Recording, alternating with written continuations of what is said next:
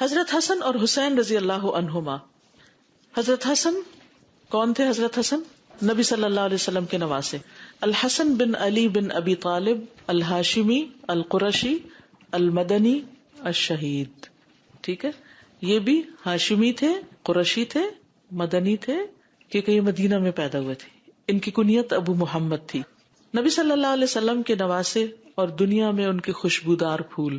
اہل جنت کے نوجوانوں کے سردار. کون ہے؟ اہل جنت کے نوجوانوں کے سردار.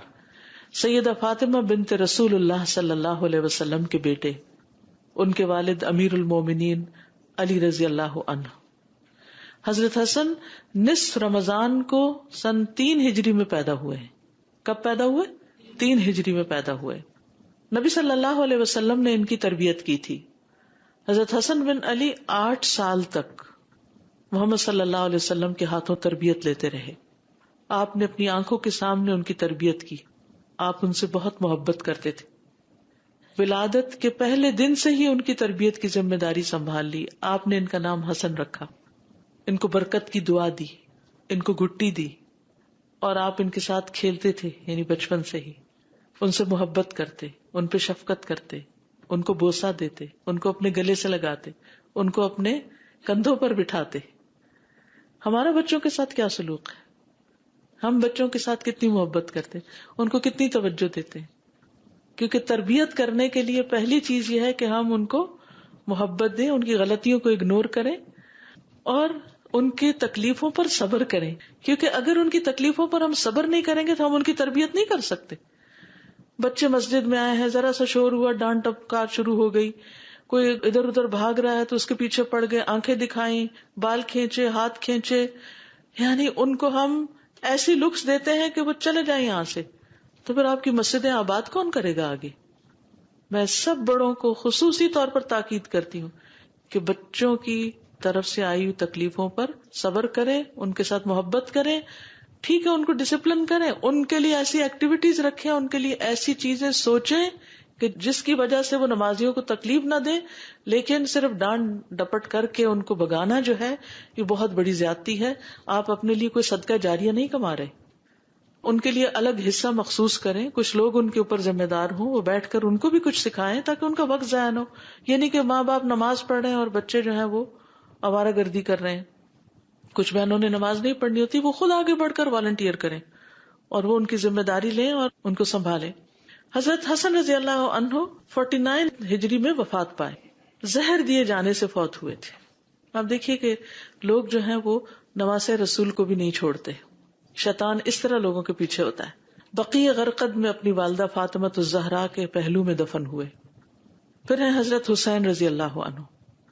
حسین بن علی بن ابی طالب بن عبد المطلب بن ہاشم الہاشمی القرشی. ان کی کنیت ابو عبداللہ ہے. پیدائش ہجرت کے 4تھے سال پیدا ہوئے. تو بڑے کون ہیں؟ حضرت حسن. اور 1 سال بعد پیدا ہوئے حضرت حسین. آپ کے نواسے ہیں نبی صلی اللہ علیہ وسلم کے، کربلا کے شہید ہیں، اور آپ کی بیٹی فاطمۃ الزہرا کے بیٹے، اور دنیا میں نبی صلی اللہ علیہ وسلم کے خوشبودار پھول.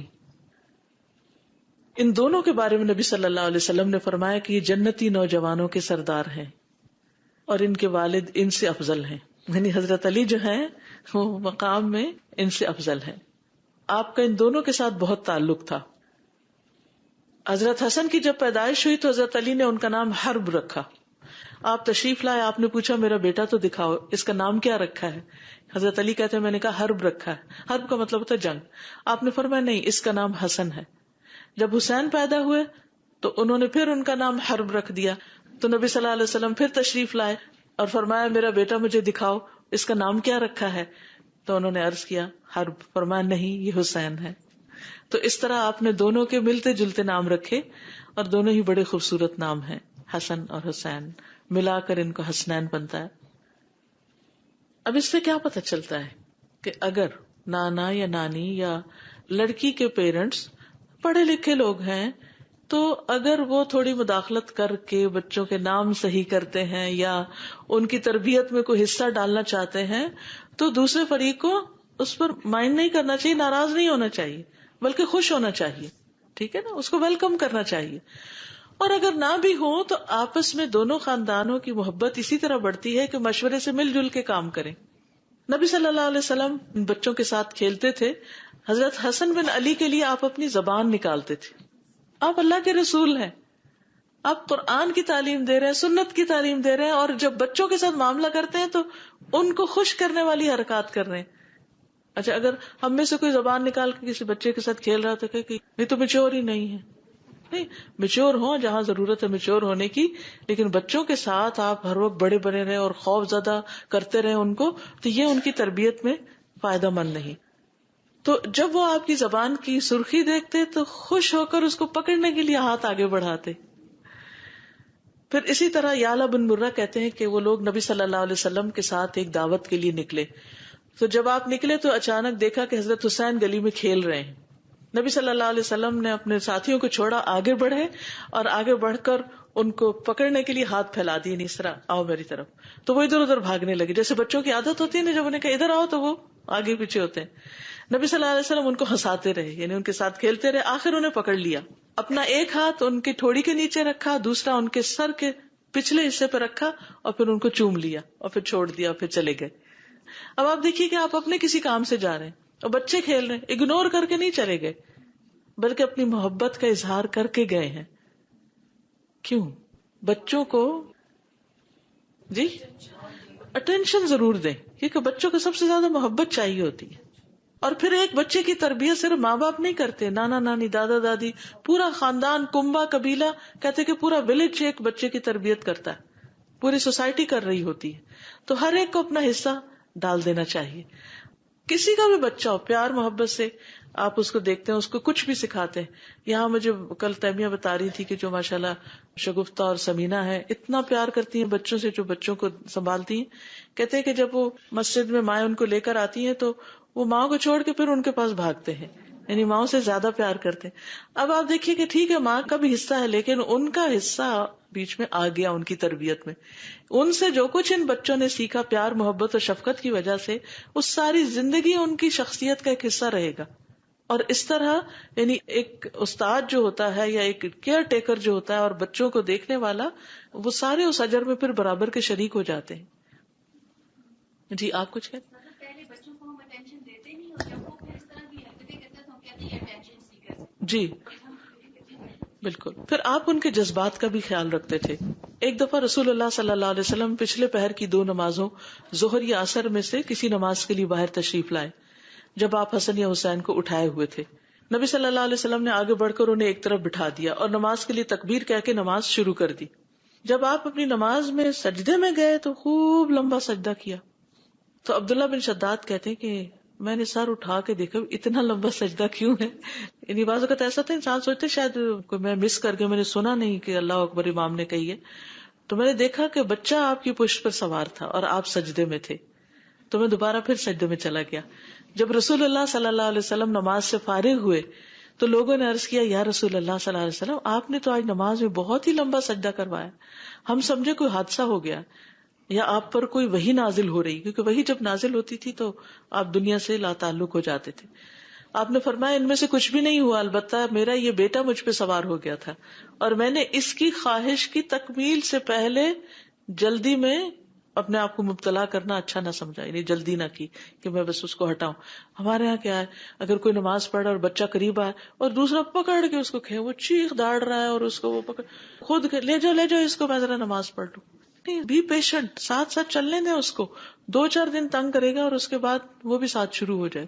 اور تھوڑی سی دیر اگر آپ اس کو اپنے ساتھ لگا لیں نا, بس اتنا ہی اس کے لیے کافی ہوتا ہے, اس کے بعد وہ پھر جا کے کھیلنا شروع ہو جاتا ہے. اب آپ دیکھیے کہ اللہ کے رسول صلی اللہ علیہ وسلم سب کو نماز پڑھا رہے ہیں. اگر ہمارا کوئی امام آج یہ کام کر دے تو پھر دیکھیں کہ سارے جو مقتدی ہیں وہ کس کس طرح کی غیبت کر کے مسجد سے نکلیں گے. صبر نہیں ہے ہم میں, اصل میں صبر نہیں ہے اور اعتماد نہیں ہے ایک دوسرے پر. ٹرسٹ کا ہونا بڑا ضروری ہے. ابو ہریرہ کہتے ہیں کہ میں دن کے کسی وقت حضور صلی اللہ علیہ وسلم کے ساتھ باہر نکلا, نہ آپ کچھ فرما رہے تھے نہ میں آپ سے کچھ عرض کر رہا تھا, یعنی ہم دونوں خاموش تھے, یہاں تک کہ بنو قینقاع کے بازار میں آ گئے. یہ یہود کا بازار تھا. پھر آپ واپس چل پڑے, یہاں تک کہ فاطمہ رضی اللہ عنہا کے گھر تشریف لائے. پھر فرمایا کیا یہاں چھوٹو ہے، کیا یہاں چھوٹو ہے؟ آپ کی مراد حضرت حسن سے تھی. ہم نے سمجھ لیا کہ ان کی والدہ انہیں روک رہی ہیں کہ انہیں نہلا دیں اور ان کے گلے میں خوشبودار ہار ڈالیں، لونگ وغیرہ کا. کچھ ہی دیر گزری کہ وہ بھاگتے ہوئے آئے، یہاں تک کہ دونوں نے ایک دوسرے کو گلے سے لگایا، یعنی آپ نے ان کو. تو رسول اللہ صلی اللہ علیہ وسلم نے فرمایا اے اللہ میں اس سے محبت کرتا ہوں، تو بھی اس سے محبت فرما، اور جو اس سے محبت کرے تو اس سے بھی محبت فرما. میں بھی محبت کرتا ہوں یا رب تو بھی محبت کر، اور جو بھی اس سے محبت کرے تو ان سب سے محبت کر. تو آپ دیکھیے کہ اگر ہم چاہتے ہیں کہ اللہ سبحانہ و تعالیٰ کی محبت ہمیں حاصل ہو تو ہمیں کیا کرنا چاہیے؟ آپ کے اہل بیت سے محبت کرنی چاہیے، حضرت حسن حسین سے محبت کرنی چاہیے، حضرت فاطمہ سے محبت کرنی چاہیے. یہ آپ کے محبوب ترین لوگ تھے. پھر اسی طرح آپ صلی اللہ علیہ وسلم نماز پڑھتے، حسن اور حسین دونوں کھیلتے اور آپ کی پشت پہ آ کے بیٹھ جاتے. مسلمانوں نے ایک مرتبہ ان کو پکڑا کہ دور لے جائیں. جب آپ نے سلام پھیرا تو کہا کہ ان کو چھوڑ دو. آپ نے فرمایا میرے ماں باپ قربان جائیں، جو مجھ سے محبت کرے اسے چاہیے کہ وہ ان دونوں سے محبت کرے. یعنی اگر واقعی تمہیں اللہ کے رسول سے محبت ہے تو پھر جن سے آپ محبت کرتے تھے ان سے بھی محبت کرو. حضرت عائشہ فرماتی ہیں کہ نبی صلی اللہ علیہ وسلم صبح کے وقت اس حال میں نکلے کہ آپ اپنے اوپر ایک ایسی چادر اوڑے ہوئے تھے کہ جس پر سیاہ بالوں سے نقش بنے ہوئے تھے. اسی دوران میں حضرت حسن بن علی آ گئے، آپ نے ان کو اپنی اس چادر کے اندر کر لیا. پھر حسین آ گئے، آپ نے ان کو بھی چادر کے اندر کر لیا. پھر فاطمہ آئی، آپ نے ان کو بھی چادر کے اندر کر لی. پھر حضرت علی آئے، ان کو بھی چادر کے اندر کر لیا. تو آپ دیکھیے ذرا امیجن کیجیے سین کیا ہوگا کہ سارے آپ کی چادر کے نیچے. یہ بھی محبت کا ایک انداز تھا نا. ہم بچوں کے ساتھ ایسے کھیلتے ہیں، اور اگر بچے بڑے ہو جائیں، شادی ہو جائے ان کی، تو پھر تو ان کو ڈسٹینس پر ہی رکھتے ہیں. ہم تو ایسا کبھی سوچتے بھی نہیں کہ اچھا بڑے آ گئے ہیں تو بڑوں کا کیا ہے، بڑے بھی بچے ہیں نا، ان کو بھی آجو، تم بھی آجو. کتنا خوبصورت منظر اور کتنا خوبصورت انداز. اس سے گھریلو زندگیاں، خاندانی زندگیاں خوشگوار ہوتی ہیں. ہمارے گھروں سے خوشیاں کیوں ختم ہو گئی ہیں؟ محبتیں ختم ہو گئی، تکلف آ گئے ہیں، قدر نہیں رہی ایک دوسرے کی، ایک دوسرے سے بیزاری. ہم انتظار کرتے تھے دوسرا عزت کرے، دوسرا مجھے محبت کرے، دوسرا میری قدر کرے. کیوں نہیں آپ پہل کرتے، آپ شروع کر دیں. پھر اسی طرح حضرت اسامہ بن زید سے بھی آپ کو بہت محبت تھی. تو وہ کہتے ہیں کہ رسول اللہ صلی اللہ علیہ وسلم مجھے اپنی ایک ران پہ بٹھاتے، حضرت حسن کو دوسری پہ بٹھاتے. حضرت اسامہ بہت سیاہ رنگ کے تھے کیونکہ ان کی جو والدہ تھی ام ایمن وہ حبشی تھی، سیاہ فام تھی، اور حضرت حسن جو تھے وہ بہت سفید تھے. تو دونوں ایک دوسرے کا کنٹراسٹ تھے، ایک طرف بیٹھا ایک طرف بیٹھا، اور آپ دونوں سے پیار کر رہے ہیں. اور آپ فرماتے اے اللہ ان دونوں پر رحم کر، میں بھی ان پہ رحم کرتا ہوں. اب اس میں حضرت زید جو تھے وہ آپ کے منہ بولے بیٹے تھے، بعد میں اس چیز سے روک دیا گیا، لیکن آپ کو حضرت زید سے بھی بہت محبت تھی. اسی لیے حضرت زید کے جب باپ اور چچا ان کو لینے کے لیے آئے، انہوں نے خود انکار کیا کہ ہم نہیں جائیں گے. نبی صلی اللہ علیہ وسلم نے ان کو اختیار دیا تھا. تو بہرحال اب آپ دیکھیے کہ بعض اوقات آپ اپنے بچوں سے تو پیار کر رہے ہوتے ہیں، لیکن کوئی دوسرا بچہ پاس کھڑا دیکھ رہا تو آپ اس کو نہیں بلاتے. مثلا آپ بچوں کو پک کرنے کے لیے اسکول گئے، آپ اپنے بچے کو لیتے ہیں، گلے لگاتے ہیں، سب پیار کرتے ہیں، اس سے باتیں کرتے ہیں. ایک بچہ اکیلا بےچارا کھڑا ہے، پتہ نہیں کسی سنگل پیرنٹ کا ہے، ماں ہے یا باپ ہے، پتہ نہیں کام پہ ہے، کب آئیں گے. وہ کھڑا ہے انتظار میں اداس شکل لے کر، وہ دیکھ رہا ہے ہر ایک کے ماں باپ آ رہے ہیں، گلے لگاتے ہیں، محبت سے لے جاتے ہیں. کیا کرنا چاہیے؟ کبھی وقت نکالیں تھوڑا سا، تو اور کچھ نہیں. ٹھیک ہے یہاں کے رولز ریگولیشن ہوں گے، آپ اس کو اٹھا نہیں سکتے، پیار نہیں کر سکتے، گلے نہیں لگا سکتے، لیکن سر پہ ہاتھ رکھ دیں، اسمائل پاس کر دیں، سلام کر دیں، انکریج کر دیں. کچھ نہ کچھ ایسا جیسچر شو کریں کہ جس سے اس کو پتہ چلے کہ آپ اسے امپورٹینس دے رہے ہیں، وہ ان اٹینڈیڈ نہیں ہے. بس یہ بھی ایک صدقہ ہے، اسمائلنگ ایک صدقہ ہے، اور وہ صرف بڑوں کے لیے نہیں، بچوں کے لیے تو اور زیادہ کرنا چاہیے. اور اگر مسجد میں آپ دیکھیے الحمدللہ یہاں کی کمیونٹی میں سب رنگوں کے لوگ ہیں، تو اس میں کوئی ہمیں باعث نہیں ہونا چاہیے، اور کوئی رنگ اور نسل کی بنا پر کوئی ریشزم نہیں ہونا چاہیے، نسلی تعصب نہیں ہونا چاہیے. سب کو پیار کر، اور ایک دفعہ محبت کی نظر سے دیکھیں تو اسی اللہ آپ کے دل میں ان کی محبت ڈال دے گا.